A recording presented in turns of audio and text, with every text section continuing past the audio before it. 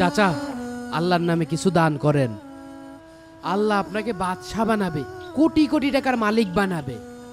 ফকিরের দোয়ায় যদি বাদশা হওয়া যেত তাহলে আর দুনিয়াতে ফকির পাওয়া যেত না, সবাই বাদশা হয়ে যেত। আচ্ছা, আমি যদি তোমাকে বাদশা হওয়ার রাস্তা দেখাতে পারি, তুমি কি আমাকে ওমরা করাবে? এত ভাবছো কেন?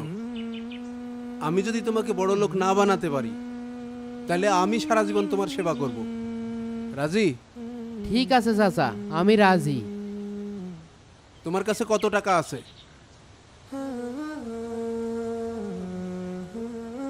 50 টাকা আছে। আচ্ছা, ওই 50 টাকাই হবে। এখন যাও, ওই 50 টাকার জিলেপি কিনে রাস্তায় মানুষের মাঝে হাসি মুখে বিলিয়ে দিবা, বিনিময়ে কিছু চাইতে পারবা না। আচ্ছা।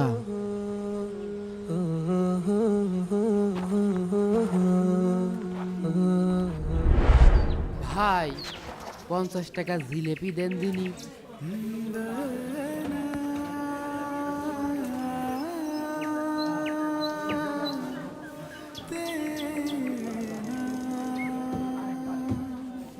লোকজনের দিয়ে দি। ও ভাই, এই নেন জিলেপি নেন। আপনিও নেন, এই নেন। মনি, তুমিও নাও, আরটা নাও। ভাই জিলেপি খান। ও ভাই, এই জিলেপি খান। ও অটোলা ভাই, এটা জিলেপি খান। ভাই, এই জিলেপি নেন।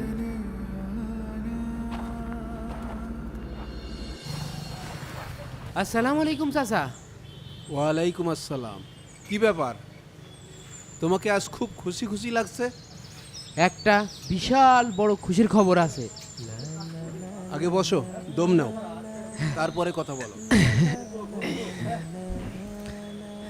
চাচা, আমার 10 লাখ টাকার লটারি লেগে গিয়েছে, পুরো 10 লাখ টাকা।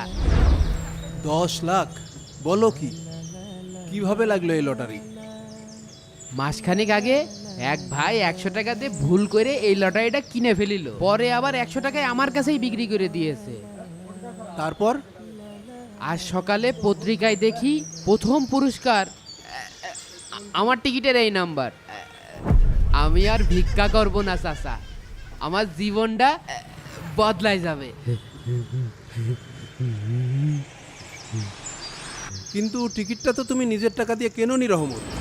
কিন্তু চাচা, ছেলেটা তো 100 টাকায় আমার কাছে এই লটারিটা বেচে দিয়েছে। এখন তো এই 10 লাখ টাকার মালিক আমি, তাই না? এই 10 লাখ টাকা তোমার না, এটা তোমার কাছে রাখা একটা আমানত। কি করছেন চাচা? এতগুলো টাকা আমার আমার সারা জীবন রাজার হালে কেটে যাইত, সেই টাকা দিয়ে দেব? এইটা অন্যায় চাচা। অন্যায় নয় রহমত, এটা তোমার জন্য সবচেয়ে বড় সুযোগ। সুযোগ? কিসের সুযোগ? তাহলে আল্লাহ আমাকে এই 10 লক্ষ টাকা কেন দিল? তোমাকে বাদশা বানানোর জন্য। এই টাকাটা ফেরত দিলেই শুরু হবে তোমার বাদশা হওয়ার পরীক্ষা। মানে? শোনো, এই 10 লাখ টাকা দিয়েই ছেলেটা হবে কোটিপতি, আর টাকাটা ফিরিয়ে দিয়ে তুমি হবে সত্যিকারের বাদশা। জীবনে প্রথমবার শুনলাম টাকা ফেরত দিলে নাকি বাদশা হওয়া যায়। আমি পাগল নাকি চাচা পাগল? আমি তো কিছুই বুঝতে পারছি না। 10 লাখ টাকা ফেরত দিয়ে দেবো।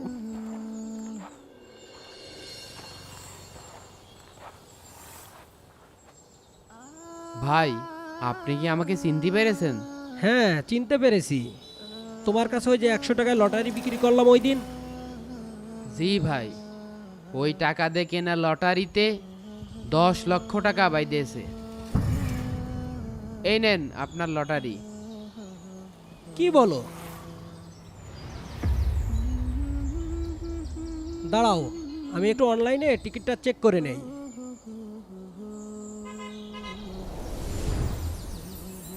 আরে 10 লাখ টাকাই তো।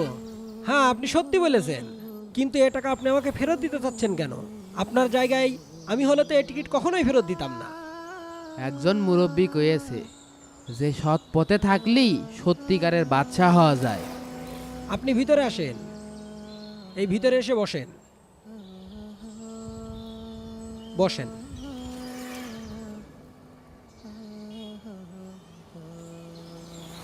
এ টাকা শুধু আমার একার না, এই 10 লক্ষ টাকায় আপনারও অংশীদার আছে। আজ থেকে আপনি আমার ব্যবসায়িক পার্টনার। এই টাকার বিনিময়ে ব্যবসা করে যে লভ্য অংশ হবে তার 50% আপনার, 50% আমার। ভাই আমি তো ব্যবসা বাণিজ্যের কিছুই বুঝি না।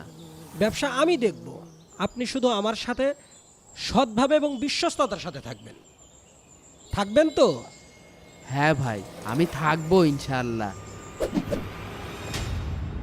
রহমত ভাই, জি। বসেন। রহমত ভাই, কালকে রাত্রে হিসাব করে দেখলাম আমাদের ব্যবসায় 10 লক্ষ টাকার উপরে লাভ হয়েছে। আলহামদুলিল্লাহ। আপনি ওই লোকটার কথা কি কিছু ভাবছেন? কোন লোকটার কথা ভাই? যার কারণে আমাদের এই সব কিছু শুরু।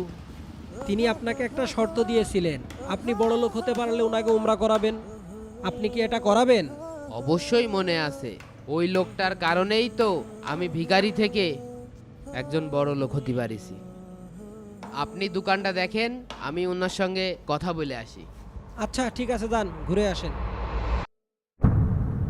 আসসালামু আলাইকুম চাচা। ওয়ালাইকুম আসসালাম। কেমন আছো রহমত? আলহামদুলিল্লাহ ভালো আছি। চাচা, আপনি বলেছিলেন আমি বাদশাহ হব, কিন্তু আমি তো বাদশাহ হতে পারিনি। তবে আল্লাহ এতটুকু সামর্থ্য দিয়েছে যে আপনার দেওয়া সেই শর্তটি আমি পূরণ করতে পারবো। আমি আপনার উমরা হজের ব্যবস্থা করেছি চাচা, এই নেন, আপনি শুধু প্রস্তুতি নিন। রহমত বাবা, যে নিজের লোভকে সংবরণ করতে পারে, অন্যের আমানতকে রক্ষা করতে পারে আর নিজের ওয়াদা পূর্ণ করতে পারে, তার চেয়ে বড় বাদশা আর কে আছে? তুমি তো শুধু কোটিপতি হওনি রহমত, তুমি তো সত্যিকারের বাদশা হয়ে গেছো। আলহামদুলিল্লাহ চাচা, আপনার কথার ভিতরে এত গভীরতা আছে আমি আসলে বুঝতে পারিনি। আপনি আমার জীবন বদলাই দিয়েছেন। আল্লাহ তোমাকে আরো সম্মানিত করুক। আমিন।